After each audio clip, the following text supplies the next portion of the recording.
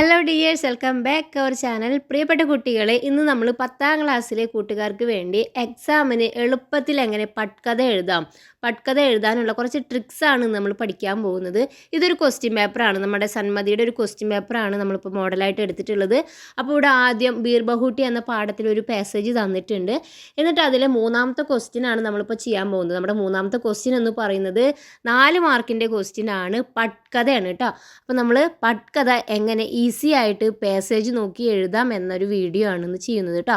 അപ്പോൾ നമുക്ക് പട്കഥ എങ്ങനെയാണ് എഴുതാണെന്ന് നോക്കാം. അപ്പോൾ ആദ്യം തന്നെ കൂട്ടുകാർ എന്ത് ചെയ്യണം, മുകളിൽ കൊടുത്തിട്ടുള്ള പാസേജ് നന്നായിട്ട് വായിക്കുക.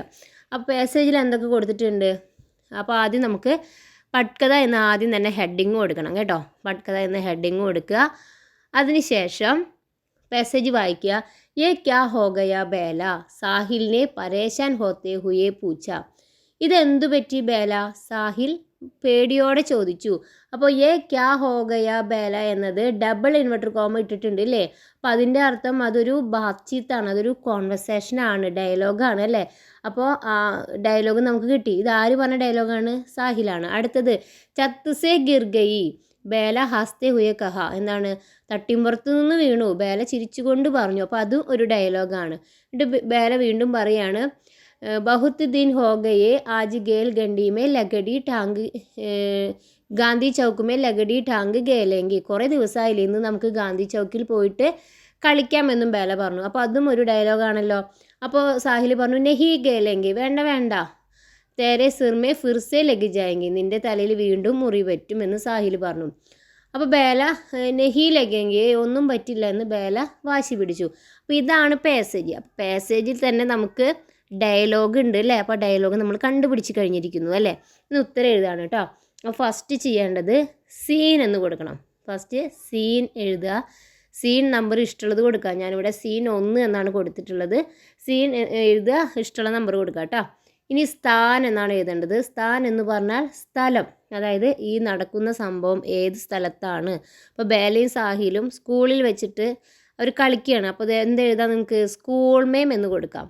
അതല്ലെങ്കിൽ സ്കൂളിൽ എവിടെ വെച്ചിട്ടാണ്, ഗാന്ധി ചൗക്ക് അല്ലേ, ഗാന്ധിജിയുടെ ആ പ്രതിമയുടെ അവിടെ വെച്ചിട്ടാണ് കളിക്കുന്നത്. അപ്പോൾ നിങ്ങൾക്ക് വേണമെങ്കിൽ ഗാന്ധി ചൗക്കുമേ എന്നും കൊടുക്കാം കേട്ടോ. അപ്പോൾ നമ്മൾ അങ്ങനെ എഴുതുക. അടുത്തത്, അപ്പോൾ സീനായി, സ്ഥാനായി. ഇനി സമയം, എത്ര മണിക്കാണ്, അപ്പോൾ സമയം എന്ന് കൊടുക്കുക. സമയം നമുക്ക് ഒരു ഇഷ്ടമുള്ള സമയം കൊടുക്കാം. അപ്പോൾ ഇവിടെ 11 ബജെ, 11 ബജെ എന്നൊരു ടൈം കൊടുക്കുന്നു. ഇനി എന്ത് വേണം, അപ്പോൾ സീനായി, സ്ഥാനായി, സമയമായി. ഇനി നമുക്ക് കഥാപാത്രങ്ങൾ ആരൊക്കെയെന്ന് കൊടുക്കണം. അപ്പോൾ ഈ ഒരു സീനിലെ കഥാപാത്രങ്ങൾ എന്ന് പറയുന്നത് സാഹിലും ബേലയാണ്. അപ്പോൾ പാത്ര എന്ന് എഴുതിയിട്ട് സാഹിൽ കോമ ബേല എന്ന് എഴുതുക.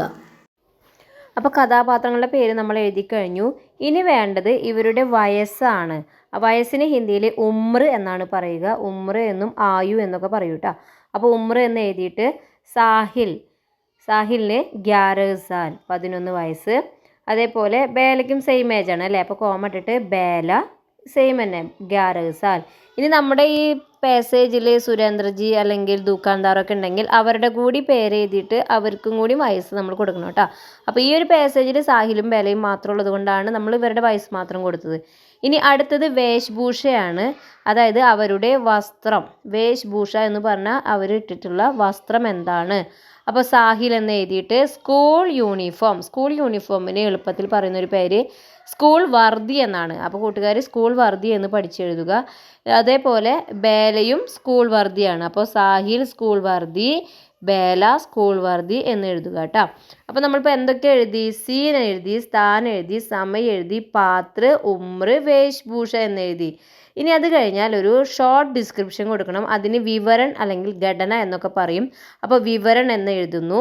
ഇനി ഇവരെന്താണ് ആ ഒരു സീനിൽ എന്താണ് ചെയ്യുന്നത് എന്ന് ഷോർട്ടായിട്ടാണ് എഴുതേണ്ടത്. അപ്പോൾ എന്തൊക്കെ അവർ ചെയ്യുന്നത്, അവർ സ്കൂളിൽ ഗാന്ധി ചൗക്കിൽ വെച്ചിട്ട് 2 പേരും ഗേൽഗണ്ടിയിൽ കളിക്കുന്ന പീരീഡ് 2 പേരും കളിക്കുന്നു. ഇതാണ് ആ ഒരു സിറ്റുവേഷൻ. അപ്പോൾ അങ്ങനെ എന്തെഴുതാം, സ്കൂൾ മേം സാഹിൽ ഔർ ബേല ഗേൽഗണ്ടി മേം ഗാന്ധി ചൗക്കുമേ ലങ്കണ്ടി ടാങ്ക് ഗേൽത്താ ഹേ. അപ്പോൾ ഇത് നമ്മുടെ ആ പാസേജിലുള്ള സെയിം സെൻറ്റൻസ് ആണ് കേട്ടോ. അപ്പോൾ അത് നമ്മളൊരു ഡിസ്ക്രിപ്ഷനായിട്ട് എഴുതുക. അത് പാസേജ് നോക്കി തന്നെ കൂട്ടുകാർക്ക് എഴുതാം കേട്ടോ.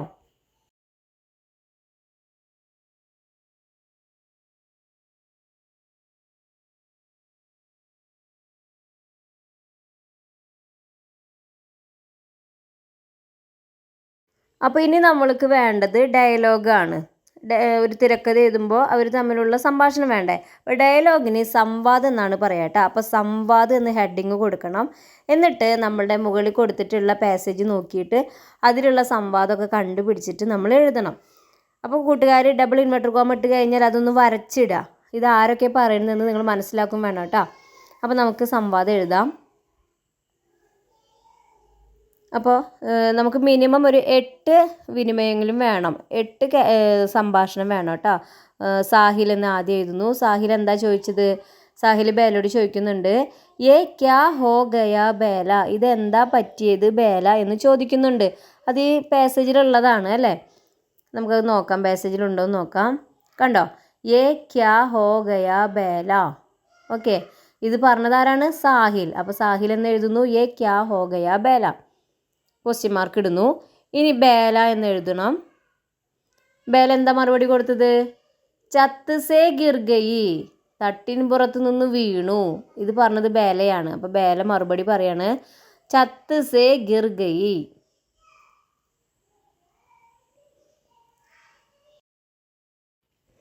ഇനി സാഹിൽ എന്ന് എഴുതിയിട്ട് സാഹിൽ ഒരു ആശ്ചര്യത്തോടെ ഹാ എന്ന് പറഞ്ഞിട്ട് ഒരു ആശ്ചര്യചിഹ്നം ഇട്ടാൽ മതി. അപ്പോൾ ഒരു കോൺവെർസേഷനായി. നമ്മൾ അങ്ങനെയൊക്കെ ഇടയിൽ ഹാംന്നും ഹലോന്നും ഹായ്ന്നും അങ്ങനെയൊക്കെ എഴുതാം കേട്ടോ. അപ്പോൾ ഇനി ബേല മറുപടി പറയാണ്. ഇതാ ഇവിടുന്ന് മുതലേ നോക്കൂ. ബഹുത്ത് ദിൻ ഹോ ഗയേ ആജ് girl ഗണ്ടി may Gandhi Chowk may ലംഘടി tank ഗേലേങ്കെ. ഇത് ബേല പറഞ്ഞ കാര്യമാണ്. അപ്പോൾ ബേല എന്ന് എഴുതിയിട്ട് എഴുതുക. ബഹുത്ത് ദിൻ ഹോ ഗയേ ആജ് girl ഗണ്ടി may Gandhi Chowk may ലഘടി tank ഗേലേങ്കെ.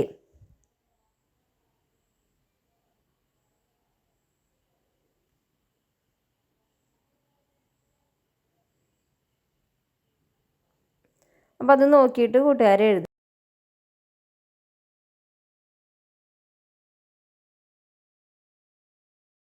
ഇനി സാഹിൽ എന്ന് എഴുതിയിട്ട് സാഹിൽ എന്താ പറഞ്ഞേ? തേരെ സിർ മേ ഫിർ സേ ലഗ് ജായേഗി തോ. അപ്പോൾ സാഹിൽ എന്ന് എഴുതുന്നു. തേരെ സിർമേം ഫിർ സേ ലഗ് ജായേഗി തോ എന്ന് പറഞ്ഞാൽ നിന്റെ തലയിൽ വീണ്ടും മുറി വന്നാലോ എന്ന് സാഹിൽ ചോദിക്കുകയാണ്. ക്വസ്റ്റ്യൻ മാർക്ക് ഇടുക കേട്ടോ. അപ്പോൾ ബേല അതിന് മറുപടി പറയുന്നുണ്ട്. ബേലയുടെ മറുപടി ഇതാണ്, നെഹി ലഗേങ്കി, ഒന്നും ഉണ്ടാവില്ല. അപ്പോൾ ബേല എന്ന് എഴുതുന്നു. നെഹി ലഗേങ്കി എന്നും കൂടി എഴുതുക. ഇതെല്ലാം നമുക്ക് പാസേജിൽ നിന്ന് തന്നെ കിട്ടുന്നുണ്ട്. അപ്പോൾ ഈസി ആണല്ലോ അല്ലേ. പട്കഥ നമുക്ക് ഈസി ആയിട്ട് എഴുതാൻ പറ്റും. അപ്പോൾ സാഹിൽ മറുപടി പറയണം. അപ്പോൾ സാഹിലിൻ്റെ മറുപടി പാസേജിലില്ല. അപ്പോൾ നമ്മൾ എന്ത് എഴുതുക? അച്ഛാ, ശരി. അച്ഛാ തോ ഗേലേ എന്നാൽ നമുക്ക് കളിക്കാം. അപ്പോൾ ബേല എന്ത് പറയും? ഓക്കെ, അതിനെന്താ പറയുക? അച്ഛ. അപ്പോൾ അച്ഛ, അതുപോലെ ടീക്കേ എന്നുള്ള വാക്കുകളൊക്കെ നമ്മൾ ഇടയ്ക്കിടയ്ക്ക് ചേർക്കാം. അപ്പോൾ ഇത്രയും എഴുതി കഴിഞ്ഞപ്പോൾ ഓൾമോസ്റ്റ് ഫിനിഷായി. പക്ഷെ നമുക്ക് ഒരു പോയിൻറ്റും കൂടി എഴുതിയാലാണ് നമുക്ക് ഫുൾ മാർക്ക് കിട്ടുള്ളൂ. ആ പോയിൻ്റ് എന്ന് പറഞ്ഞാൽ നമ്മൾ ദി എൻഡ് എന്ന് എഴുതില്ലേ, അവസാനിച്ചു. അതിനെന്താ പറയുക? ദൃശ്യ സമാപ്ത്. ഈ ദൃശ്യ സമാപ്തി എന്ന് കൂടി എഴുതി അടിയിൽ 2 വര വരച്ചാൽ നമ്മുടെ പട്കഥ ഫിനിഷായി. അപ്പോൾ കൂട്ടുകാർ ഈ രീതിയിൽ പട്കഥ ഒന്ന് എഴുതി നോക്കൂ. നിങ്ങൾക്ക് ഉറപ്പായിട്ടും 4 മാർക്ക് കിട്ടും. അപ്പോൾ ഈ ഒരു പട്കഥയുടെ മോഡൽ നിങ്ങൾക്ക് മനസ്സിലായെങ്കിൽ നിങ്ങൾ വീഡിയോയ്ക്ക് ലൈക്ക് ചെയ്യുക, കമൻറ്റ് ചെയ്യുക, അതുപോലെ നന്നായിട്ട് പഠിക്കുക. ഓക്കെ, നിങ്ങൾക്ക് ഓണപരീക്ഷയ്ക്ക് ഉറപ്പായിട്ടും വരുന്ന ക്വസ്റ്റ്യൻ ആണ് പട്കഥ. അപ്പോൾ ഏത് ഭാഗത്തു നിന്ന് ബീർബഹുട്ടി എന്ന പാഠത്തിൽ ഏതൊരു സിറ്റുവേഷൻ വന്നാലും നിങ്ങൾക്ക് പാസേജ് നോക്കിയിട്ട് പട്കഥ എഴുതാൻ കഴിയണം. നമുക്ക് ഫസ്റ്റ് സീനായാലും സെക്കൻഡ് സീനായാലും ഒക്കെ ആ ഒരു പാസേജ് യൂസ് ചെയ്തിട്ട് കഥാപാത്രങ്ങളും അവർ തമ്മിൽ ഡയലോഗൊക്കെ എഴുതിയിട്ട് നല്ലൊരു പട്കഥ എഴുതുക കേട്ടോ. അപ്പോൾ അടുത്ത വീഡിയോ ആയിട്ട് വീണ്ടും വരാം. Bye bye.